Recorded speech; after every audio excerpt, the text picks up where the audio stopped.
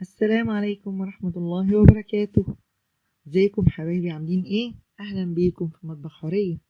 النهاردة ان شاء الله هنعمل مع بعض البيتزا. طبعا دي العجينة اللي كنا حاشينها من العيش البلدي في الفيديو اللي فات.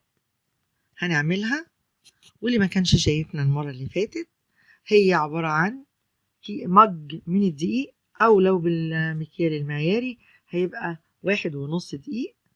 هيعملك بيتزاية كبيرة جدا اكس لارج. عليها نص معلقة سكر، نص معلقة ملح، نص معلقة خميرة فورية، وهنعجنها بشوية مية دافية وبس كده. دلوقتي احنا العجينة بتاعتنا خمرانة وجاهزة. هنفرش شوية دقيق على الكاونتر ونحاول نفردها. هي طبعا احنا عاجنينها عجينة لينة لو فاكرين. هنفردها على الدقيق بالنشابة او بايدينا، المهم ان احنا نظبطها تبقى كلها نفس السمك. لو بتحبيها تخينة شوية، بتحبيها رقيقة زي ما تحبي، لكن هي عادة بتبقى في سمك 1 سنتي. هنفردها كويس ونحاول ان احنا نخليها كلها زي بعضها. طبعا لو بالنشابة هيبقى سهل جدا علينا.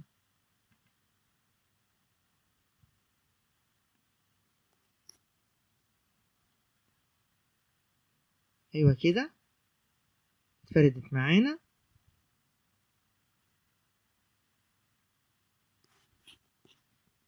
طبعا علشان العجينة مرتاحة بتتفرد بسهولة جدا، ما بتكشش معاكي وانتي بتفرديها.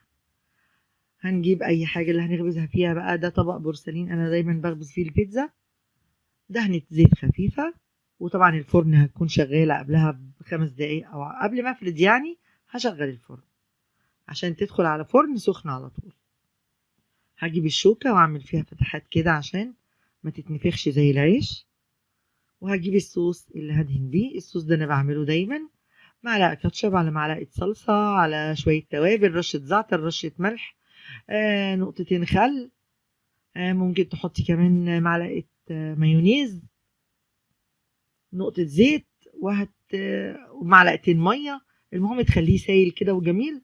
والصوص ده بيبقى حلو جدا، وبيبقى خلي طعم البيتزا مختلف، وحتى ممكن الولاد يستغنوا عن الكاتشب اصلا. هنفرشه كده على وش البيتزا، وخلي بالك مش هنجيبها، هنسيب حتة في الحروف عشان ما تتحرقش من الصلصة. ايوه كده غطيناها كلها. هنفرش بقى عليها الخضار المتقطع، طبعا زي ما انت حابة بقى. عايزة تحطي لحمة مفرومة، عايزة تحطي فراخ مشوحة، عندك تونة، عندك سوسيس، زي ما بتحبيها. انا هعملها بالجبنة بس. ممكن تحطي جبنة مشكلة، شيدر على موتزاريلا. رصينا كده الزيتون والفلفل والطماطم.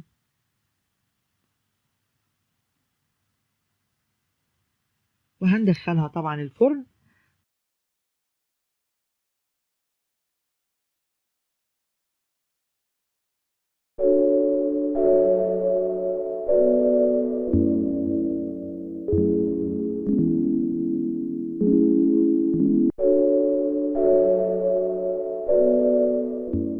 احنا بنديها تشميعة كده ونص سوا، وبعدين هنطلعها نحط على وشها الجبنة الموتزاريلا. نغطيها كويس كده عشان تبقى الجبنة جميلة وكتير، ولادك بقى يفرحوا بيها.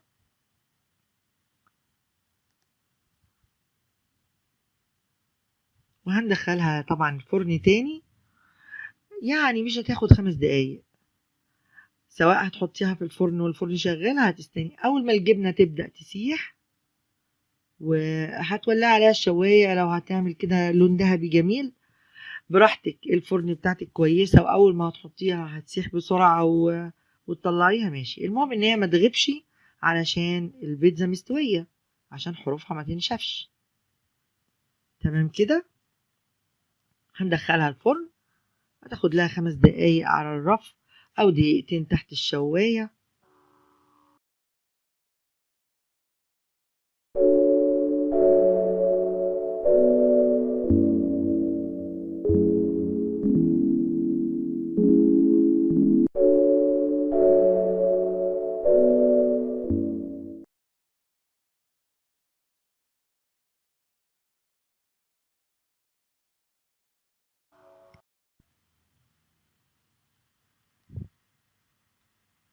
ادي البيتزا بتاعتنا استوت وطلعت وزي الفل.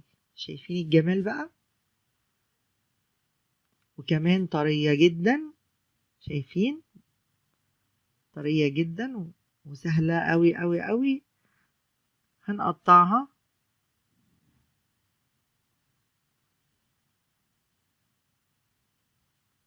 عشان اوريكم بس قطعة منها، هي طبعا سخنة.